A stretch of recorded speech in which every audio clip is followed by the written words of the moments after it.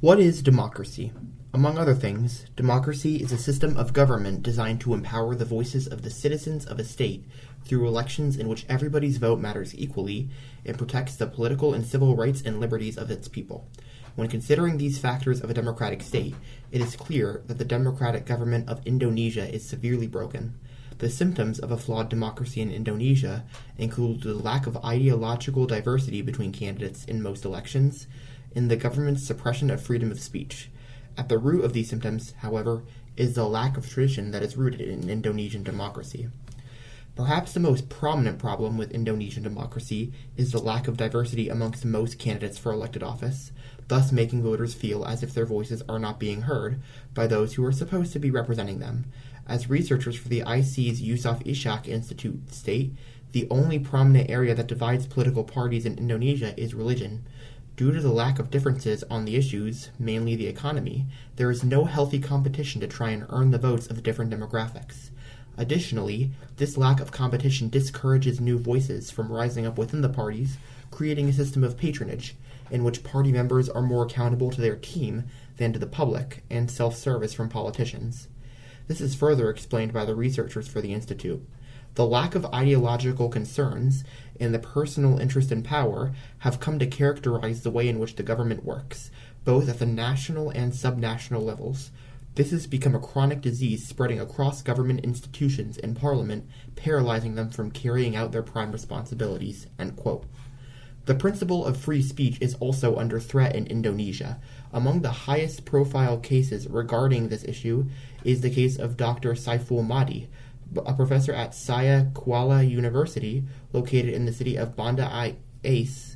He was charged with and convicted of defamation under the country's Law on Information Tech and Electronic Transactions, or its ITE law, for which he was sentenced to 3 months in prison. The case originated in March 2019 when he sent a message in a private WhatsApp group criticizing the recruitment process of his university, which, quote, lamented the death of common sense in the leadership of the Faculty of Engineering, suggesting there may have been manipulation involved in the selection process for new lecturers who did not appear to meet administrative standards.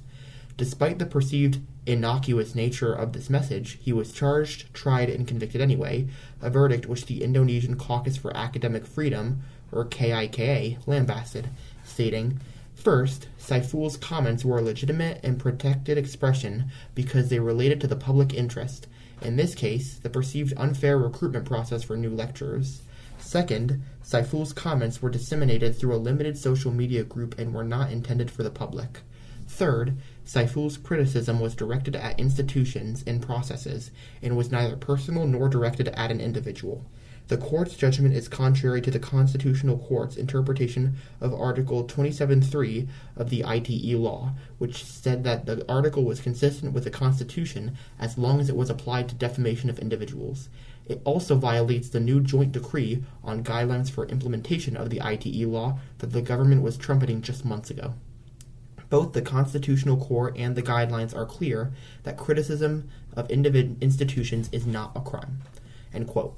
Although President Joko Widodo, also known as Jokowi, eventually granted him amnesty following a massive public pressure to do so, Saiful Mahdi's case is not an anomaly in academia, with free speech still under attack across Indonesia.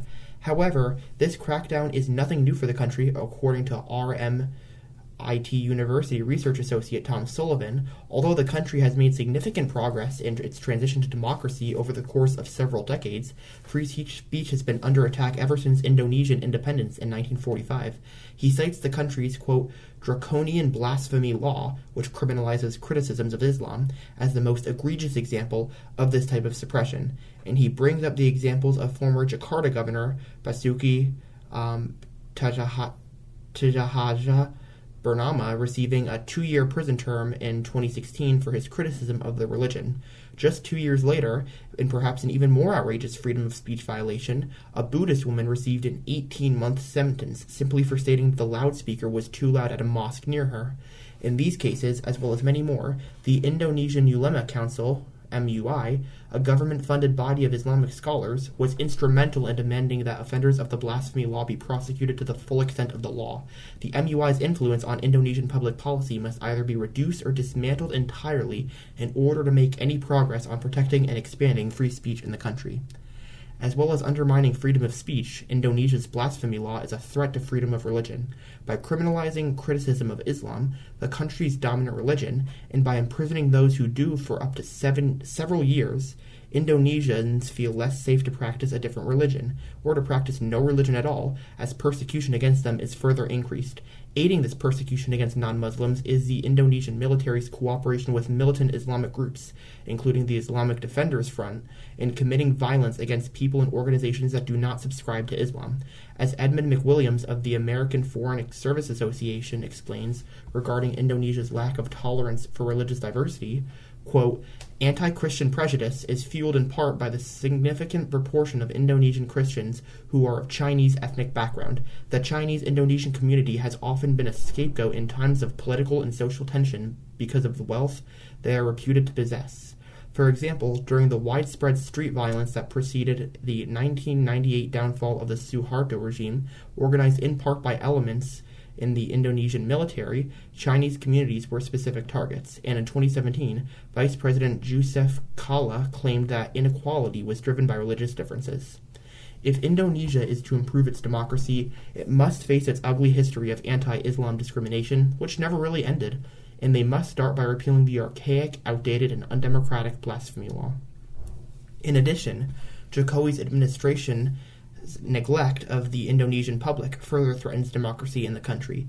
In September 2021, a three-judge Central Jakarta District Court panel unanimously ruled that the administration's lack of action to improve Jakarta's air quality is an act, or lack thereof, of neglect for the public good of the capital city. In the words of Judge Duda Baskra, Jokowi and his administration, quote, have been negligent in fulfilling the rights of citizens to a good and healthy environment. The ruling in this case is significant due to the heavy pollution of the Jakarta metropolitan area, caused in large part by the number of coal-fired power plants in the area. Largely due to this fact, as most other countries have seen a decrease in air pollution during the COVID-19 pandemic, Indonesia has not. The reason that negligence for the well-being of the general population on the part of the executive branch is dangerous for democracy is because it further erodes public trust in the institution, and the less people trust people in government, the more it opens the void for an authoritarian figure to rise to power by exploiting this lack of trust in government from the public. One of the most prominent protest movements in Indonesian history occurred from September to October of 2019. Throughout this period, students took to the streets in large numbers in major cities across the country in support of expanding democracy. One of the issues these students protested against were newly passed laws silencing dissent from the public against the president and parliament. However, the catalyst for the series of mass demonstrations came to fruition when a bill that had been quickly moving through the legislature that would limit the power and authority of the Corruption Eradication Commission, or KPK. The reason for this issue to gain such a visceral, vocal, and widespread response from the public is because of the KPK's widespread popularity amongst all Indonesians, regardless of their background, ideology, religion, or other factors.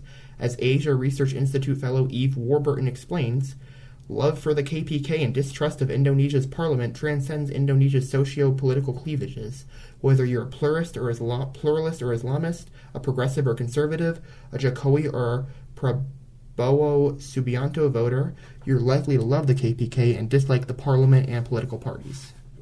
More specifically, Warburton cites a poll taken shortly after that year's presidential election, which found that while Jokowi voters were nearly twice more likely to trust the office of the presidency than Prabowo voters were, support for and trust in the KPK was nearly universal, over 80% amongst both demographic groups.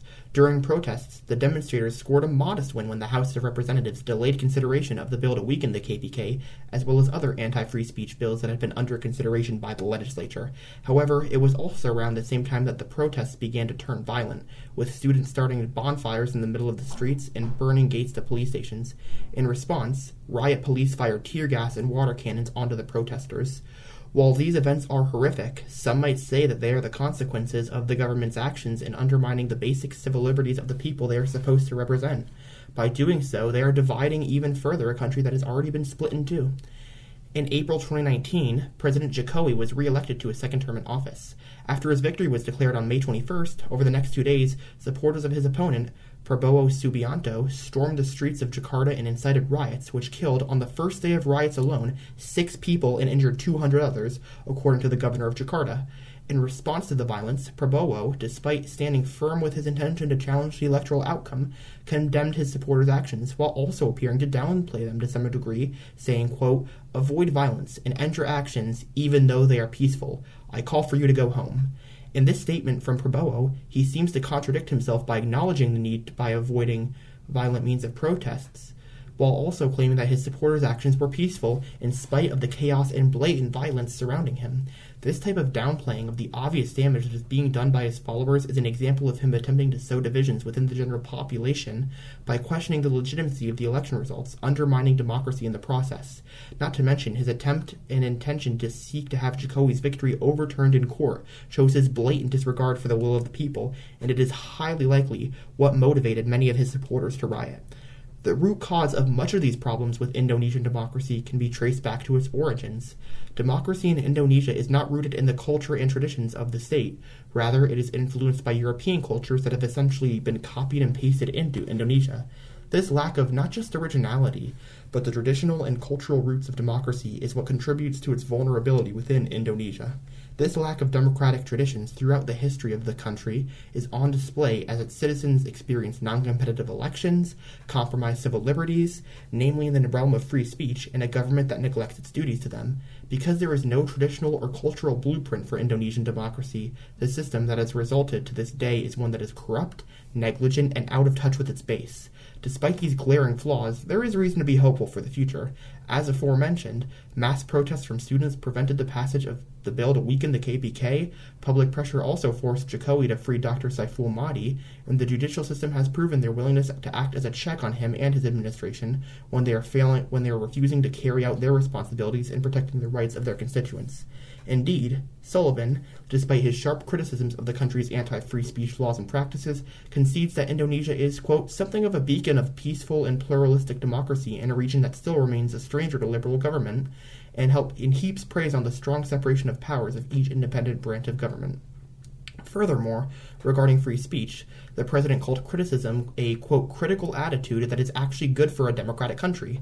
However, actions speak louder than words, and although his verbal support for the right to criticize is significant for a country with harsh laws restricting freedom of speech, he and his administration have not pushed to repeal Indonesia's anti-democratic blasphemy law, and it is still being used to incarcerate people to date. While freeing Dr. Saiful Mahdi is a step in the right direction, more action must be taken to protect the free speech rights in Indonesia. In addition, the country must prove its elections by encouraging diversity amongst candidate pools, even from within the same party. By doing so, voters will feel as if they are making actual, tangible change with their votes, and the system of patronage, the selection of leaders based solely on their loyalty to political parties, will be diminished. The government must also stop abdicating their responsibilities to protect the rights of the people of Indonesia, such as the right to a clean, healthy environment, as well as stop attempting to create division and infighting amongst the people by proposing laws that are widely unpopular, such as the proposed weakening of the KPK. By taking these actions, the government will begin to rebuild trust with its people, and democracy will improve for all Indonesians. The very basic ideals of democracy are ensuring the voices of all members of a state are equally heard and that their civil liberties are safeguarded. Indonesia has come a ways in getting closer to these ideals, but they still have a long way to go.